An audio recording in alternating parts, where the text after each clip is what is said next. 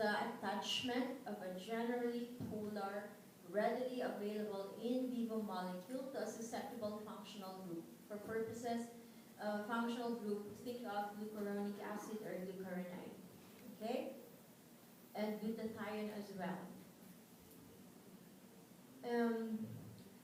Reactive functional groups are often, but not necessarily, a result of phase 1 reactions. The result is to make the whole molecule more polar, meaning more water soluble and thus more readily excreted. So phase 2 conjugation reactions is as a summary. In phase 1, you actually convert your drug or your synbiotic into a more polar hydroxylated derivative. It is more hydroxylation going on in phase 1. In phase 2, the derivatives that are hydroxylated are conjugated with molecules such as glucuronic acid, sulfate, or glutathione. So it's just like continuing what has happened in phase 1, because most of the time, the parent compound will give rise to a metabolite that may even be more potent than the parent compound. So the daughter compound can be more potent. And we know that what the liver is supposed to do is to render the parent compound to be less toxic. If you leave it at that, if you leave it at phase 1, then it doesn't accomplish what it is supposed to do. So here comes phase 2. These derivatives are conjugated with molecules such as glucuronic acid, sulfate, and glutathione. Okay? So glutathione is not that exotic. It's just promoted to sound like it is exotic through IV preparations, through soap, through, what else do you use? Through capsules, because people want to earn from it. They're making a hype out of it. But technically, it's just a simple tripeptide made up of glutamyl, cysteine, and glycine. It could be any of those amino acids that you can put together like beads in a string, and then you have your glutathione. It is used in cells as a recyclable antioxidant as well as a conjugating agent. And for purposes of this lecture, they will be discussed as conjugating agent and not as an antioxidant. When used in conjugation, it is initially conjugated by glutathione S transferase, or sometimes as a simple chemical reaction. Generally, the conjugation occurs as a nucleophilic attack by the sulfhydryl group on a reactive electrophilic center. Conjugation is often followed by metabolic cleavage of the peptide to leave only the cysteine residue, which may then be acetylated to give mercaptopuric acid. So let's start to dissect this sentence. Often followed by the cleavage of the peptide to leave only the cysteine residue. It is the cysteine residue that has sulfur and is acetylated to give mercaptopuric acid. The rest of the other two amino acids are out. Okay, it's the cysteine residue that is important here. Now, apart from glutathione, you also have your glucuronyl or glucuronide or glucuronic acid as your conjugate. So glucuronidation is the most frequent conjugation reaction as your UDP glucuronic acid with this as the glucuronyl donor. It has catalyst and a variety of glucuronyl transferase enzyme. So example of substances excreted as glucuronides are your 2-acetylaminofluorine, which is a carcinogen, your aniline dyes, your benzoic acid, and a tranquilizer that's no longer in the market, but it's called meprobamate. And what the glucuronide does is that it attaches to nitrogen and sulfur groups on substrate. When it attaches itself to nitrogen and sulfur groups, then it renders the parent compounds become less toxic. Another type 2 reaction is sulfation. And the substances that go through sulfation are something that's very close to your heart and liver, your alcohol. So where do you spend your weekends? Oh, church, Sabadista. School, where else? Hybrid. Plastic. No? Where else? So you don't drink. Water, iced tea. Okay, you transfer to law school where you can make living out of line. Go, go, go. Okay, sulfation. Okay, alcohol. Arylamines and phenols. Okay, the sulfate donor is your adenosine-free prime phosphate 5' phosphosulfate are known as PAPs. In sulfation, that is your sulfate donor. In glucuronidation, your glucuronyl donor is your UDP glucuronide. And then your glutathione, you have your glutathione and transferase. Okay, so sulfur substances that will conjugate or will have sulfation metabolism are your steroids.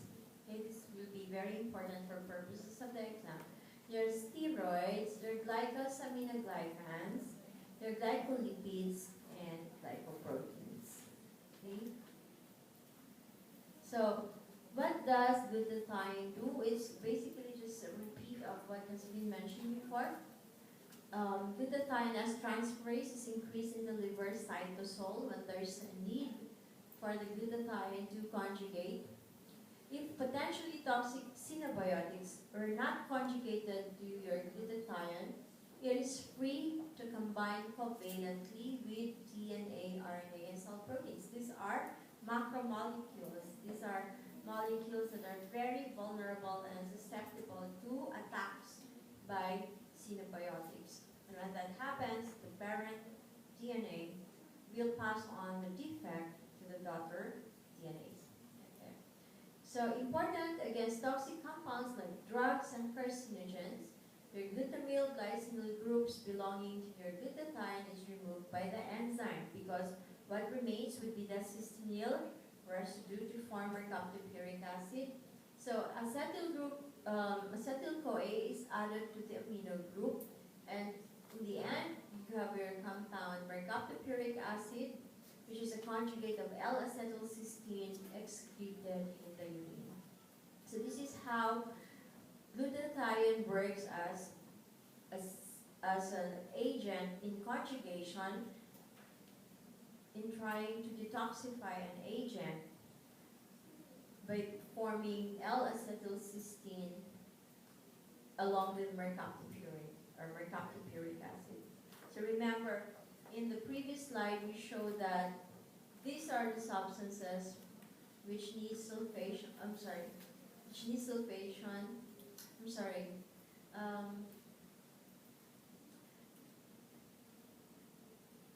It is the cysteine group, okay, that makes conjugation metabolic process that detoxifies in the liver these agents and would form mercaptopuric acid, which is the conjugate of L-acetylcysteine, and that way it is easily excreted in the urine.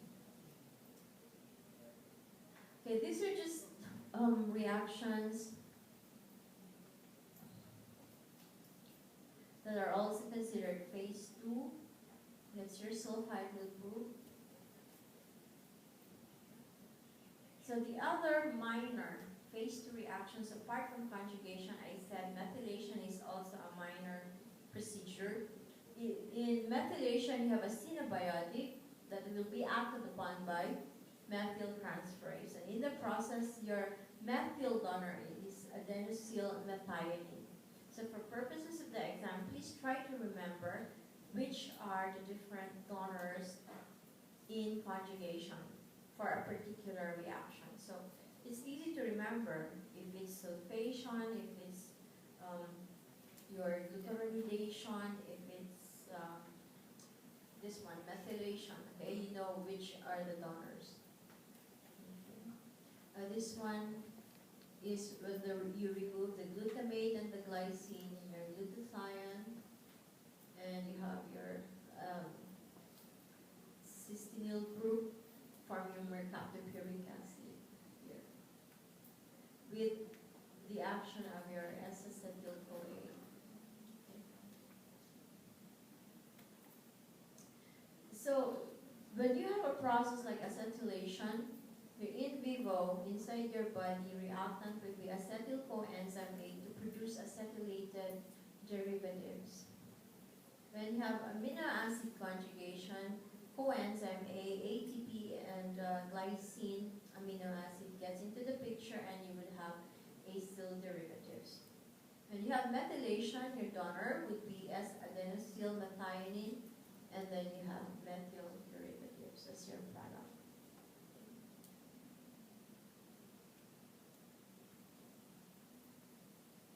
So I've shown many slides before, but this would be the essence or the take-home message of this whole presentation: to increase water solubility and to facilitate excretion from the body as the main or the sole purpose of synabiotic metabolism. So the toxic effect of synabiotics, this will show us why we really need to detoxify our agents through the liver, phase 1 and phase 2 metabolism. Cytotoxicity, because there's covalent bonding to cell macromolecule targets like DNA and RNA, protein. Alteration of antigenicity, like the hapten, which is a small molecule not capable of stimulating antibodies but combines with antibodies once formed. And this is of special interest, especially for the lecture tomorrow. Chemical carcinogenesis, reactions of activated species of chemical carcinogen and DNA. An example would be your benzopyrene, which is what you get from charred barbecue, plus monooxygenase in the ER, the endoplasmic reticulum. So carcinogenesis, when you have epoxide as a product of monooxygenase, it becomes a procarcinogen. And epoxide as a procarcinogen is highly reactive and mutagenic. Okay, remember that epoxide is a product of monooxygenase, which is a phase 1 or phase 2 reaction? Phase 1 reaction. So further metabolism is important to make this less reactive and mutagenic. So the other functions of synabiotic metabolism would be decomposition of potentially toxic hydrogen peroxide in reaction catalyzed by glutathione peroxidase. So earlier we said that for purposes of this lecture, glutathione is going to be considered as a conjugating agent, but among its other functions is that it is also an antioxidant in trying to counteract or neutralize your hydrogen peroxide by catalyzed, in the reaction catalyzed by glutathione peroxidase. An important extracellular reductant maintains the essential sulfhydryl group of enzyme in the reduced state, and metabolic cycle involving glutathione as a carrier transport of certain amino acids across membranes in the kidneys. These are minor functions, but are still good to know, just the same. So other reactions would be, you've seen this one, acetylation, wherein you have your synabiotic plus acetyl-CoA, then you have your acetyl derivative groups plus coenzyme. It's just like a repeat of what has been shown earlier. Where X is a synabiotic catalyzed by acetyltransferase present in the cytosol of virus tissues. Now, I'm showing this slide because it is of significance, clinical significance among us Asians, wherein here comes the issue of fast versus slow acetylators. Okay? Slow versus fast acetylators influence the rate of clearance of drugs such as INH. And this is a drug that we use in TB. And we know that this is part of both the intensive and maintenance phase. So that we know we are Asians, we know we are slow acetylators, we are prone to more toxicity from this drug, and this will compel us to consider the dosing by considering as well the body surface area, the weight, the age of our particular patient, as well as the liver function test, as well as the fact that this patient may be a drinker or not. As far as alcohol is concerned, we also are slow acetylators of our alcohol. That's why compared to the French and other European communities which would down a lot of alcohol and vodka and wine, we do not seem to be good at having alcohol. Okay? It would ultimately result in some killing sprees, okay, or amok by people who are drunk or inebriated. I've had patients who have to be literally pulled out of a canal because they couldn't walk, or they would have to crawl their way going to their houses. I mean, how silly could that be? Spending so much and you are spending so much trying to look stupid. You know? If you are going to spend so much, then might as well try spending so much for you to look good. And drink your wine in a wine glass and a decanter, and buy branded wine at Carlo Rossi. Okay. So slow acetylators are subject to toxic effects, and this is the toxic effects I'm talking about when you drink so much. Okay, so as they always say in the label of local wine or rum or vodka or whiskey, drink in moderation. What do you like to drink ba?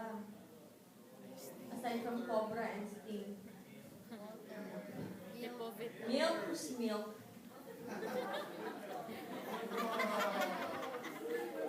Said milk.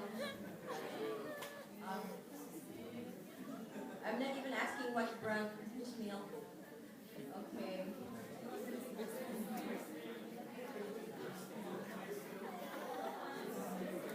Okay. Ayan. That's for babies lang yun. Baby ka pa. Cytochrome P450. It is a compendium or a compilation of a lot of enzymes found mostly in the liver. So just let me read through this. It is a group of enzymes responsible for metabolism of an enormous range of foreign compounds in humans. And because it is responsible for an enormous range of foreign compounds, then it would also mean that there are enormous isoforms or isoenzymes or polymorphs of cytochrome P450. What I'm saying is that it is not just one enzyme, it is a collection of enzymes. And meaning that for whatever foreign substance there is, then there is one enzyme that the cytochrome P450 can address or may address. Okay? So it leads to better understanding of mechanism, will aid efficiency and safety when developing new drugs. That's for researchers, but the P450s provide an ideal target for validation of initial methods. So it is said to be, the cytochrome P450 is said to be the most versatile biocatalyst known, and monooxygenases have dual fate and function as mixed function oxidases. So remember that we've heard of monooxygenases in phase 1, and you'll be hearing about monooxygenases in the detoxification process in general. So that is from reduced cytochrome P450 to oxidized cytochrome P450. You have a reaction of this cinabiotic plus dioxide. Again, we have the hydroxyl group and your water. Okay?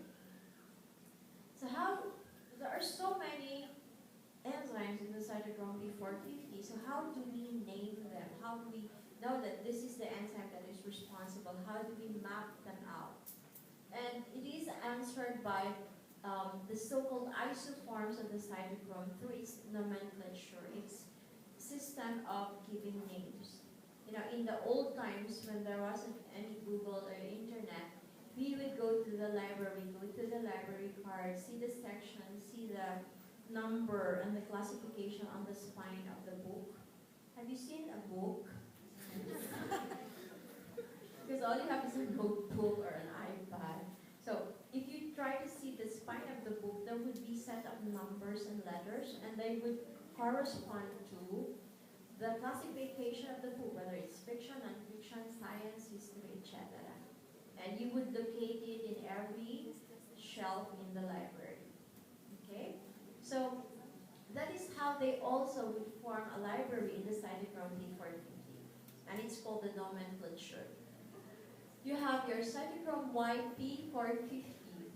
Known as a family, you are going to see the CYP and the Arabic number if 40% sequence identity is found in that particular isoenzyme. It is a subfamily, another letter following this one, if 55% sequence identity is seen. And you have an individual Arabic number after a letter, and then you have a gene encoding if it is italicized after another Arabic number. And then it is made up of heme proteins and it is widely distributed. I've always been correlating cytochrome P450 in the liver, but actually it's not just found solely in the liver. It is present, however, in highest amount in the liver, but it's also in the small intestine and in the membranes of your smooth and the plasmic reticulum. However, in the liver, the cytochrome P450 makes up 20% of the total proteins, and that's how big they are, and that's how plenty they are as far as enzymes are concerned. We all know that enzymes are proteins. The rest of the 25% of the proteins in the liver would be your albumin. And you also would find your cytochrome P450 in the mitochondria and in the plasmic reticulum or your adrenals. There's 6 isoforms of endoplasmic reticulum of the human liver, and you would need your cofactor involved in the reaction mechanism of cytochrome P450. The enzyme is NADP cytochrome P450 reductase for the reductive activation of molecular oxygen. With regard to the lipid, it is the bilayer, the outer layer, because you know that the membrane is made up of 2 layers of phospholipids.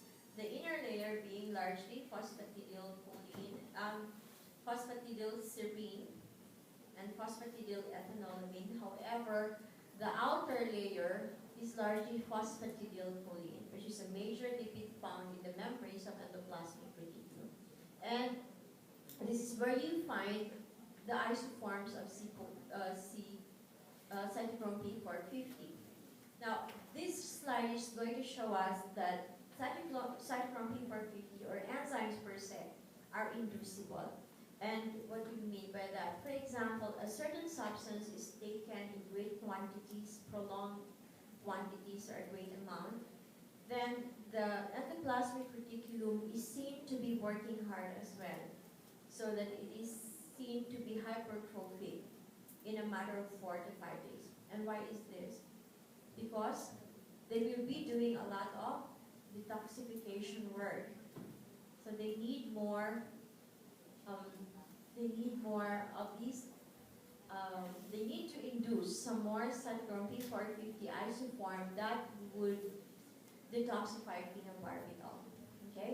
As you know, phenobarbital has lost favor among neurologists and other doctors as an anticonvulsant or an anti-epileptic, because even if it's very cheap, it has a lot of potential adverse effects. So other drug interactions, for example, warfarin, you've heard probably of warfarin as an anticoagulant in patients who have arrhythmias, in patients who have strokes, and patients who have thrombus in their hearts, and with atrial fibrillation. The warfarin induces cytochrome YP2C9. So this is their family, subfamily, and then you have the Arabic number. You don't have italicization, so it is not gene encoding. Warfarin reacts with phenobarbital, and this is the enzyme that takes care of its detoxification. Ethanol, or your alcohol, cytochrome P452E1 is induced by the consumption of alcohol. Okay?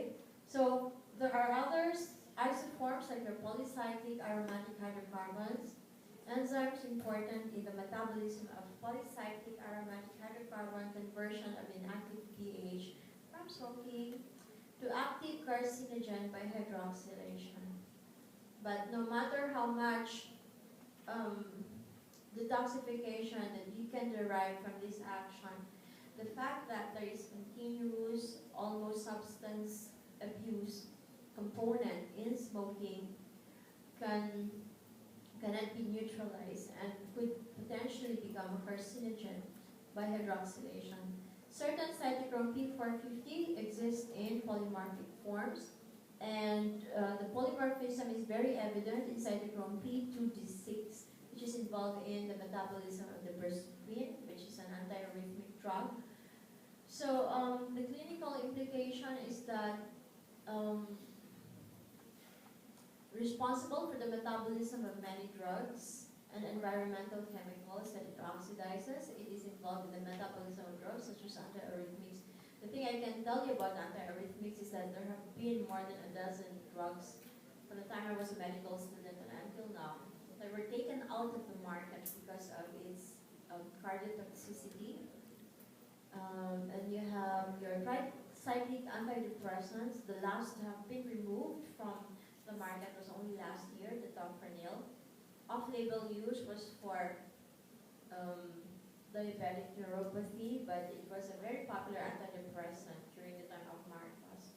I couldn't think of anyone older so during the time of Marcos.